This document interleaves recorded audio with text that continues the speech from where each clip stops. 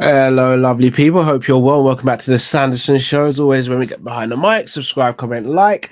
Hope everyone is well.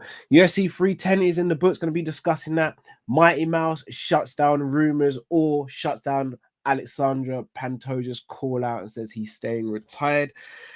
We're going to be speaking about the issues regarding weight misses and what the punishment should be going forward. And we're also going to be speaking about UFC judging after another night of controversial decisions. Right, UFC 310. Good card. Not the greatest, but good card. The main takeaways from the card, in my opinion, Ian Gary's a lot better than people are giving him credit for. Shavkat's still excellent, just came up against a very good Ian Gary. The talks of Shavkat not being as good as some people thought or being human, I think are very far-fetched. Shavkat is still a phenomenal fighter. He just came up against another high-level fighter. I think Ian Gary needs to start getting respect. I think people need to separate how they feel about him instead of and how he actually performs in that cage. His fight IQ, his takedown defense, his striking, his grappling now. Ian Gary is becoming a complete fighter. And at 27 years old, he's got a very, very bright future ahead of him. And a fighter, in my opinion, who could end up going up to middleweight and challenging up there as well. A very good fight between those two in the co-main event.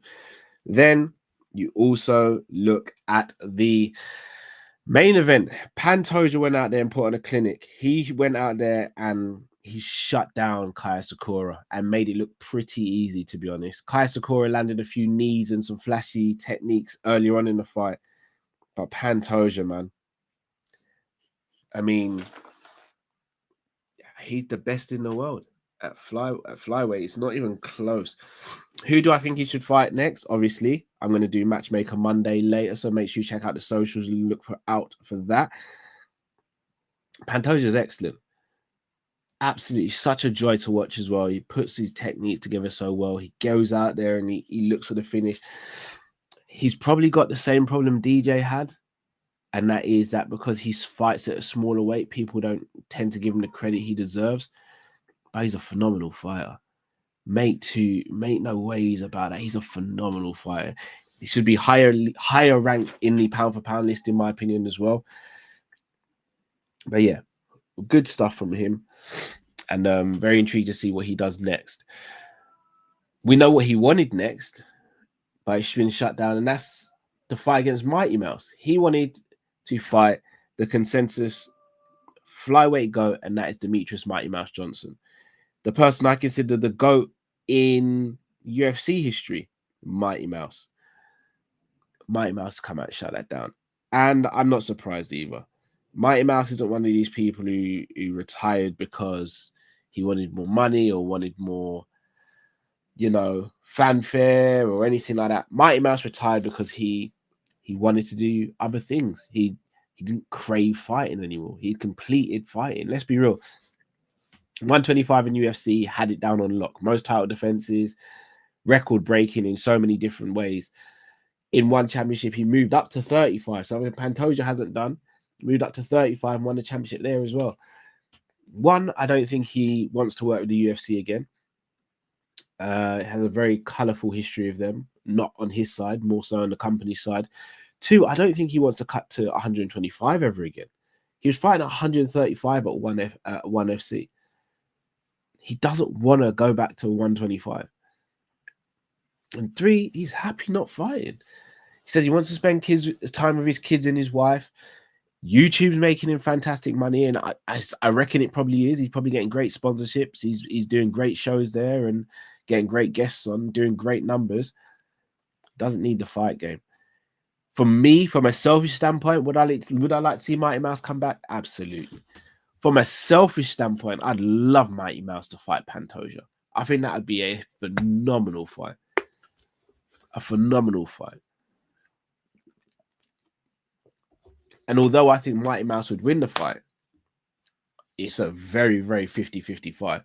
If Pantoja came out with his hand raised if they were to fight, I wouldn't be surprised. But I'd have Mighty Mouse winning the fight. But we're not going to see the fight. But I respect Pantoja for calling him out. I do. I know I laughed and joked with Jay and Luke when it happened because obviously Mighty Mouse is my favorite fighter, but I respect him for doing it. Call him out, absolutely. The GOAT. He's the GOAT. You're meant to call out GOATs. GOATs are meant to call out GOATs. Pantoja ain't hiding from anyone. Pantoja wants the hardest fights. He wants the best competition. To shout out Pantoja, but it was a non-starter. But at the same time, if you don't ask, you don't get. So kudos to him. Well done for trying. But I don't think we'll ever see Mighty Mouse back in the cage. And I can live with that because I don't want to see him come back and without him wanting to come back. He says he doesn't need the money, The freedom for him to be able to say no must feel phenomenal. So all the best to him. But I'm a massive Pantoja fan as well. And I look forward to seeing what happens next with him. I had two massive announcements at 310 as well for UFC 312. Weili versus Tatiana Suarez and also Strickland versus Duplessis 2. Two massive fights for Australia. The Tatiana Suarez and Weili fight is a fight I've been looking forward to for a while. If Weili can knock this challenge back, she's legit possibly the number one pound for pound women's fighter in the company. If Tatiana Suarez gets it done, she could go on a long reign. I just hope her body holds up because she's had so many bad injuries.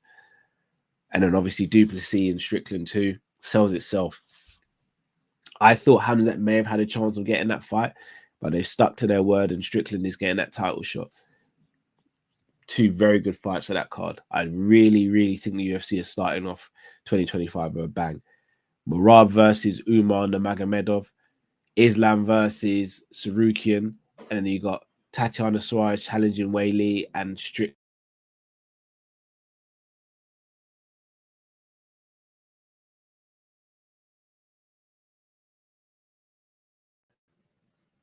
Sorry about that. You've also got Strickland trying to regain his belt from Duplessis. Very interesting fights. Very interesting. So well done. 310 and 312 and 311 all looking good. UFC on the rise. Now, one thing that did happen on Saturday was that Brian Battle took on Randy Brown and, in my opinion, got a decision which shouldn't have happened. It should have gone to Randy Brown. However, Brian Battle came to that fight overweight. He missed the scales by, I think, 5 pounds or 4 pounds. And then still was able to compete and win the fight.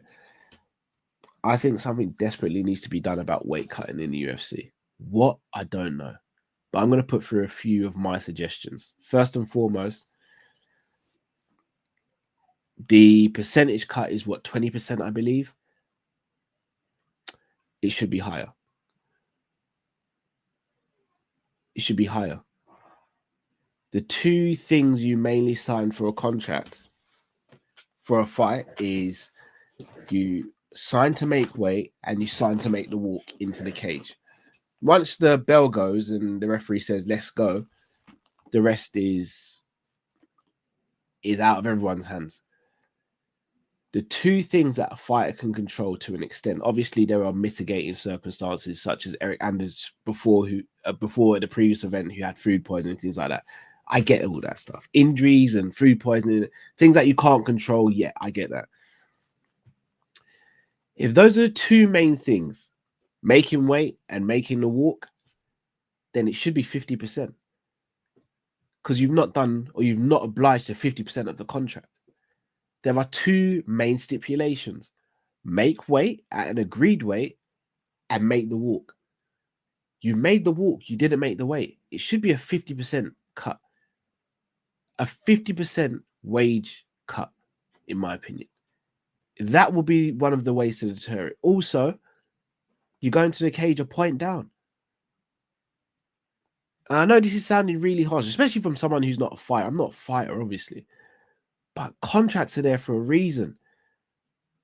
Randy Brown had to kill himself to make 170 pounds. Then had to fight a man who didn't kill himself to make 170 pounds. Came in heavier than him on the night as well, which gives him an advantage. And then lost the fight against someone who effectively cheated. You're rewarding people for cheating.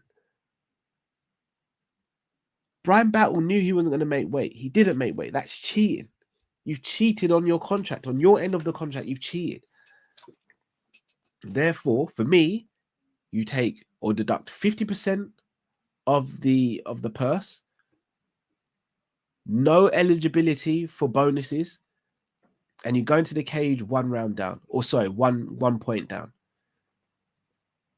You go in there 1 point down, and then from there you see if people stop missing weight.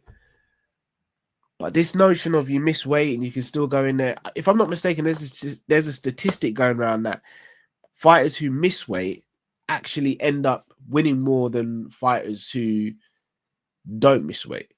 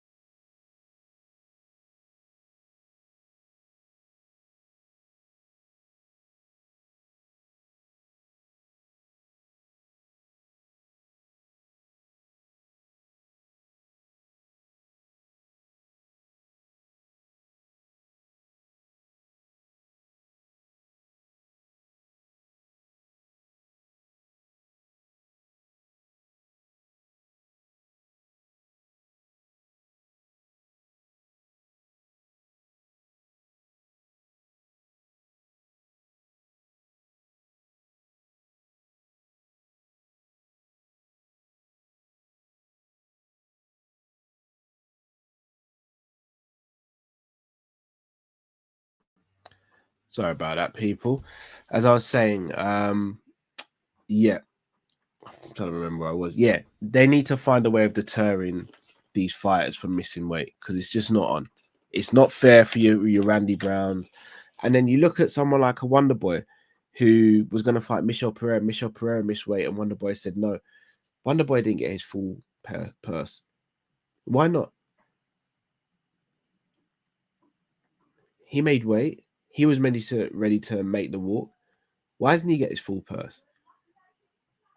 So not only is the person who's not made weight affecting themselves, they're affecting the person they're fighting as well. Something needs to be done. Something needs to be done ASAP. Now onto the judging. Adelaide Bird. For anyone who doesn't know the history, Adelaide Bird was responsible for giving Canelo a 118 to 110 score against Triple G in their first boxing match. Now, me and Drift always joke about who won the first fight, etc. What I do know is the first fight was close. I had Triple G winning, Drift had Canelo winning, but it was a close fight. It was never 118 to 110. Adelaide Bird, for me, has a massive issue regarding judging. The UFC has a massive issue regarding judging. For a start, the 10-9 must point system for me should be scrapped. Knockdowns in MMA are not the same as boxing. You have grappling. I think it should be scored in different ways. You've got different things, different criteria. You've got grappling, you've got octagon control, striking, defense, as in takedown defense, blocking punches, kicks, etc. And what have I mentioned? You've got grappling, 4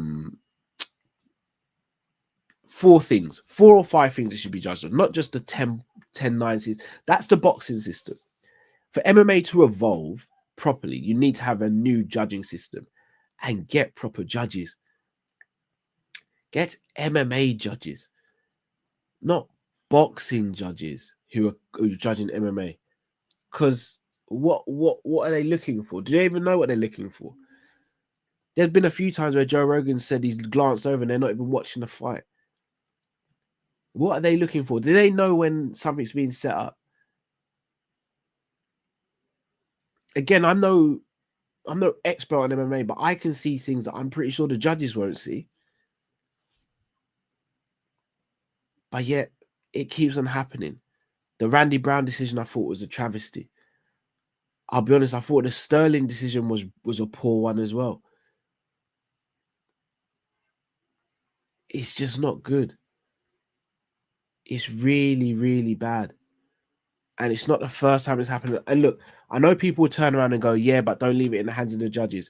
Do you know what my argument is to that then? Well, let's not have judges then. Let's not have rounds. Let's not have judges. Let's let them fight until there's a clear winner, whether it be a 10-minute fight or an hour fight. But then it's not a sport, then, is it? Volkov has walked out of that octagon knowing he's been screwed out of a decision. He's been robbed so badly. It's unreal. It's unreal how badly he's been robbed. And why do these judges keep on getting away with it? Why do they keep on having job after job after job? Why don't they have to come out and explain why they gave the decision that they gave? Why don't they have to justify it? Shout out to Yo Buck. I was just going to say this. How do you get an MMA judge? Do they have to have judo, jiu-jitsu background as well as a striking art? You're talking about fundamental upgrade. Facts. As far as I know, Adelaide Bird doesn't have any of these criteria. And again, here's the thing. I think, again, it's going to sound really arrogant, but I'm just going to say it anyway. I think you guys know me well enough by now to know me. I think I'd make a decent MMA judge. I'm not saying I have extensive knowledge of performing any of these arts, but I've done jiu-jitsu, I've done karate, I've done kickboxing, I've done Muay Thai, I've done grappling. I know what to look out for. Like you guys, if you watch the watch along, you'll hear me call out certain things or say certain things that will end up happening. As soon as Luque knocked down Garimbo, I said, look, he's going in for the Darcy. Like, I know my stuff, man. I know my stuff. Do these judges know their stuff? Because you're changing people's careers here. Volkov gets a win over Cyril Gane. He's right back in the title picture. Now he's going to have to fight someone else to potentially get it back in the title picture. That's not fair. Volkov won that fight fair and square. Everyone knew it. And again, nothing bad on Cyril Gane. Cyril Gane, in my opinion, actually handled the whole situation well. He wasn't arrogant about it. Said that he hurt his foot and it was a close fight, and that was the reason he left the cage, because he was in pain. He knew deep down he lost that fight. All you have to do is look at the end of that fight, and Cyril Gane is lying on the ground. Volkov's walking around with his hands up. He knows he lost that fight, and Volkov's been screwed. It's not right. It's not fair. They need to find a new way of finding some judging. If they don't, it's gonna ruin the sport. It's gonna ruin the sport, in my opinion. But that's just me. As I said, people, I'm going to be back tomorrow night on here with Luke and Jamie, Combat Catch Up, where we'll go a bit deeper into some of the topics. Check out social media, guys. I will be dropping a video on social media called Matchmaker Monday, where I play the role of Sean Shelby and the matchmakers and present to you who I believe should be fighting next. Also, make sure you check out Luke's channel and Jamie Phillips' channel, who'll be going live after this. I'll be live with Jamie in about 10 minutes as well, so make sure you tune into that. And yeah, a couple more videos coming out. I'm going to be doing an end of year roundup as well soon, so that'll be good fun. And yeah, some good stuff coming out on the channel, please, people. So please do support. Subscribe if you're new to the channel. It'll be greatly appreciated. And yeah, for now, have a great rest of the day. Make sure you follow me over to Jamie's channel. It's Jamie Phillips Football Chats. I'm going to try and redirect.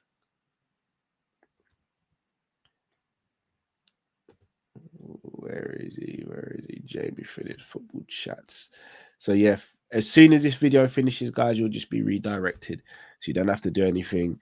Just sit back, relax. It'll redirect you. Go and grab yourself a little drink or a bit of food, and we'll be live again, people. So, people, enough love to you all. Thanks for watching and listening. This has been MMA Monday on the road to 4,000 subs. Take it easy, everyone. See you soon.